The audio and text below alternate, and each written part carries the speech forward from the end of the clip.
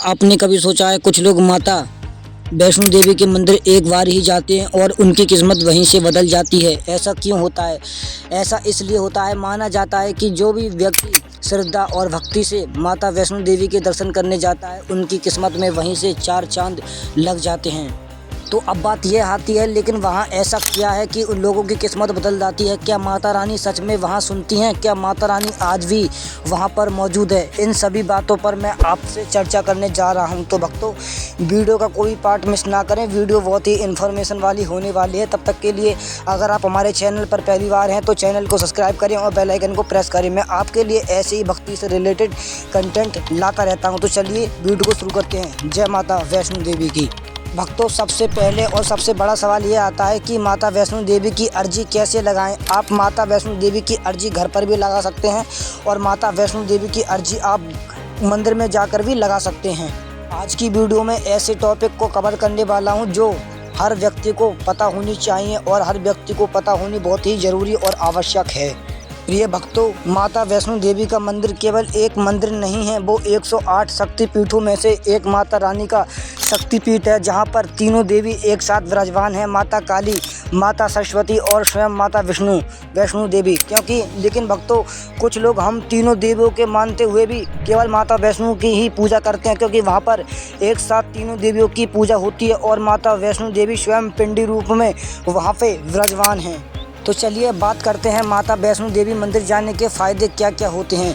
उसके बाद में मैं आपको बताऊंगा कि माता रानी की अर्जी कैसे लगाएं। तो सबसे पहला फ़ायदा ये होता है, आपको जब कहीं भी आप माता रानी वैष्णो देवी के मंदिर जाते हैं तो आपकी कोई भी अधूरी इच्छा हो जो काफ़ी समय से पूरी ना हो पा रही हो, आप कहीं भी डोल के आ चुके हों, आप सारे तीर्थ स्थान कर चुके हों, माना जाता है यहाँ माता वैष्णो देवी स्वयं भगवान श्री राम के युगों से उनकी प्रतीक्षा कर रही हैं और आज भी वो अपने भक्तों के प्रत्यक्ष रूप से दर्शन देती हैं और उनकी सारी बातें सुनती हैं। भक्तों, कई लोग ऐसे कहते हैं कि वैष्णो देवी हर कोई नहीं जा सकता, जब तक माता रानी का बुलावा नहीं आता है तब तक कोई वैष्णो देवी नहीं जाता है।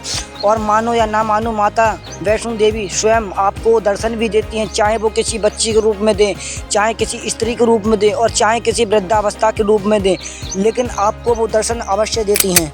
तो दूसरा फ़ायदा ये है कि नकारात्मकताएं ऊर्जाएं ख़त्म होती हैं। आपका कोई भी कार्य बन ना पा रहा हो, आपके मन में व्यर्थ की चिंता हो, तो वहाँ पर जाकर के चिंता सारी ख़त्म हो जाती है और माता रानी आपको आशीर्वाद देती हैं, सदा स्वस्थ रहते हैं आप लोग। और भक्तों, आध्यात्मिक शांति होती है। और तीसरा फ़ायदा ये होता है कि आध्यात्मिक शांति के साथ साथ आपके जीवन में जो कार्य होते हैं उनमें आपको अनुभव होता चला जाता है। माना जाता है माता वैष्णो देवी जाकर के जीवन में तरक्की के रास्ते खुल जाते हैं, आपके नए नए कार्य बनने लगते हैं और बुरे समय से आपका छुटकारा भी मिल जाता है। तो माता वैष्णो देवी जाने के वक्तों मैं आपको फ़ायदे क्या ही गिना सकता हूँ, एक बार आप स्वयं जाकर देखिए। वहाँ पर ऐसी सकारात्मकताएं ऊर्जाएं रहती हैं, आपका जाके ही मन पवित्र हो जाएगा। जैसे ही आप कटरा धाम से स्टेशन से पार करोगे तो आपका मन, आपका हृदय, आपके बिना वाणी के ही जय माता दी भक्तों के पुकार सुन के आपके कंठ से स्वयं स्मरण होता जाएगा और आप धीरे धीरे जय माता दी कहते कहते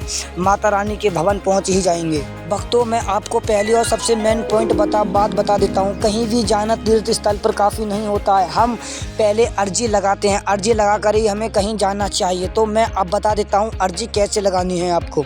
सबसे पहले और मेन इम्पोर्टेंट, माता रानी को सच्चे दिल से याद करो और उनसे प्रार्थना करो कि हे माता रानी, हमें अपने धाम वैष्णो देवी कटरा धाम बुलाएं, क्योंकि बिन की इच्छा के कोई भी व्यक्ति वहां पर नहीं जा सकता। माना जाता है जब तक माता रानी का बुलावा नहीं आता है तब तक वहां पर कोई भी व्यक्ति नहीं जा पाता। दूसरा स्टेप ये है कि माता रानी के भवन पहुंच जाने के बाद कटरा स्टेशन से जैसे ही आप उतरें तो भक्तों के साथ साथ चढ़ाई करते समय माता रानी जय माता दी का गुणगान अवश्य करते रहें। अपने मन को साफ रखें और अपनी इच्छा को मन ही मन में बोलते जाएं और जय माता दी कहते कहते अपनी चढ़ाई को चढ़ते जाएं।